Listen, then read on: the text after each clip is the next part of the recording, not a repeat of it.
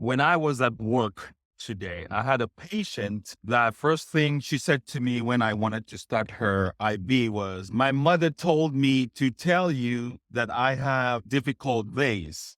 So I said, tell your mother that I am the best at starting IVs on difficult days. So she looks at me like didn't believe what I was saying. I put a tourniquet on her and after a couple seconds and tapping her spot, gently tapping the spot, the vein pops out. So she looks at her vein and says, maybe not today. It doesn't look like it's a difficult stick. I asked her, who told you that you have difficult vein in the first place? She says, my mother always told me this when I was a child. I said, when? How old were you? She said, when she was about 4 or 5, she had to go to the doctor for some checkup and they had to start an IV on her. So the mother told her, yeah, you can do this. I'm right behind you. So they started the IV on her. The mother passes out when she saw the blood. She passed out completely, like she thought her mother was dead. So this memory of what her mother told her at 4 or 5 years old is what she's still living on. And this lady is in her 70s now. I share this story to tell you that as parents, be aware, mindful of the things you say to your child. Negative things can damage children. So affirmations are ways that you reprogram your conscious mind, and being conscious of the conversations you're having with yourself all the time is a way of empowering yourself. Self-empowerment is the key to all kinds of empowerment in every area of our lives. The story this lady goes on and on. She was saying her mother, boys used to want to come to her house, help her carry her bags and books when she was very young, just because they wanted to get close to her mother. Her mother is a very nice lady, sweet lady, very beautiful. People wanted to just be around her. So she goes on and on and on and on and on about my mother this, my mother that, my mother this, my mother that. So all of a sudden, I'm like, okay, this lady has talked about her mother an awful lot. What about her dad? So the way my test, the work I do, I inject a patient. This is a PET scan that I'm doing on this lady. I inject this patient and there's a 45 minutes wait period for the radiation to circulate in her body before I take pictures of her body. It's called head to skull to meat thighs. That's a PET scan. I told her, while you're waiting, just think of any memories of your dad that you had with your dad, any memories, any stories to share about your dad. So I go away doing other things. After 45 minutes, I get the patient to get the test going. She starts talking about something else. I noticed she was trying to deflect the question I asked her, which is to tell me a story about her dad. I asked her, were you able to remember any story about your dad or did you come up with any memories? She said, no. Then she said, oh, I remember. Yes, there's one. One time my dad took me fishing and I dropped his very prized fishing rod in the water.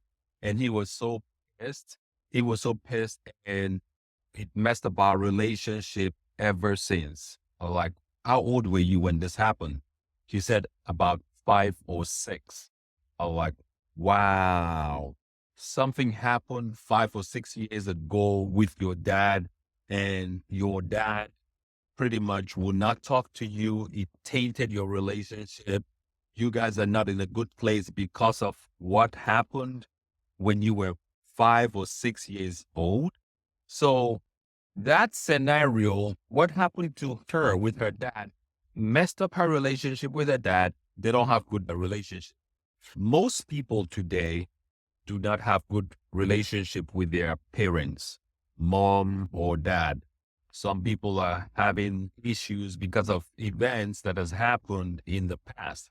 One of the worst things you can do to yourself is to hold on to memories that don't serve you. Hold on to past hurt, past events that affected you in a negative way, because all this anger and hate or resentment that you have against your parents, it doesn't serve you well. I'm sure her parents are all gone now because this patient is in her 70s. But the memories and the events that happened way back when is still controlling her state of being today. It's so sad that she is still operating with all the feelings of things that happened over 70 years ago. Feelings don't lie. You can lie to yourself about this and that. But the interesting thing is the minute this lady starts talking about her mother, she's smiling, she's happy. And once I ask about her father, she switches her whole emotions, her whole body, her whole energy just shifts and she's sad. And you could just tell she's just not in a good place. How do we change this empowering feelings and beliefs and emotions of the past? The best way is to use affirmations. First of all, you have to accept the fact that it happened. Yes, it's happened, but it's not happening right now. These things happen, no doubt, but right now it's happening. These events do not define you. A negative event should not define you, should not define how you think now, should not define the results that you produce now because of something negative. Becoming aware of these thoughts and events that happened, one, a good way to let go or to change the memories of that event that is contributing in our lives is to use affirmations. First, the best way is to say, whatever happened in the past with my mother or with my father, let go now. I let go. I forgive and I let go. Whatever my father did to me is in the past, is not happening now. And mention their name. When you say the name of this person, it registers faster, stronger in your subconscious mind. And you have to speak the words and say, I forgive, I release, I let go, and I am free to live and do whatever I want, free of any consequences of the events that happened in my past. So saying those affirmations, speaking those words, saying these people's name is very powerful, is very strong. It's a good way to overcome emotions that we attach to past event that is not serving us. Okay. Whatever you do, be conscious of the thoughts that is going on inside of you. Be conscious of your mind is thinking, what your mind is thinking.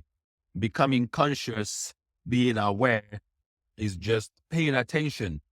A good way to always become aware of what's going on is start journaling. Journal is a great way. If you write things down, writing things down help you to keep tabs on what your mind is thinking, how your mind is thinking. Another good practice is do your meditation or your time of silence and being quiet. Whatever thoughts that is predominant in your mind at that time, write them down. If you can write them down, take note of those thoughts, whatever you're thinking when you go into the silence, because those thoughts, if they're negative, it's a sign that those are things you need to work on. And thinking those thoughts during the meditation practice is not necessarily a bad thing. It just means you let go, be fluid, let the thoughts play out. They're not happening now. It's a passing event. It's going to play out in your memory. It's going to play out in your thought process. And that's how you let go. Let it play out is basically it's going to pass. Okay. Check out my affirmations on my podcast. Check out my affirmations on my YouTube page. I put out a lot of free stuff. Download, share this information to someone that might need to know something about letting go of the past and not allowing memories of the past, especially negative ones, to control the way we live our life today. And you already know this. They say anybody that can anger you controls you. And anybody that controls you is your master. You want anybody to be your master, to control you, just because whenever you think of them, you are sad, you are mad, you are depressed, you are fearful, you're in an angry place. You can work on yourself. You don't need to work on other people, external circumstances, anybody else but yourself. The only person you have complete 100% control over is this one, yourself. Everybody will carry their own weight. Someone said you cannot do other people's push-ups for them. When you do push-ups, it works on your body. It's for you. It's for your own benefit. So download, share, invite people to listen to this podcast, share and subscribe. Thank you. Have a good rest of your weekend. Enhance your perception.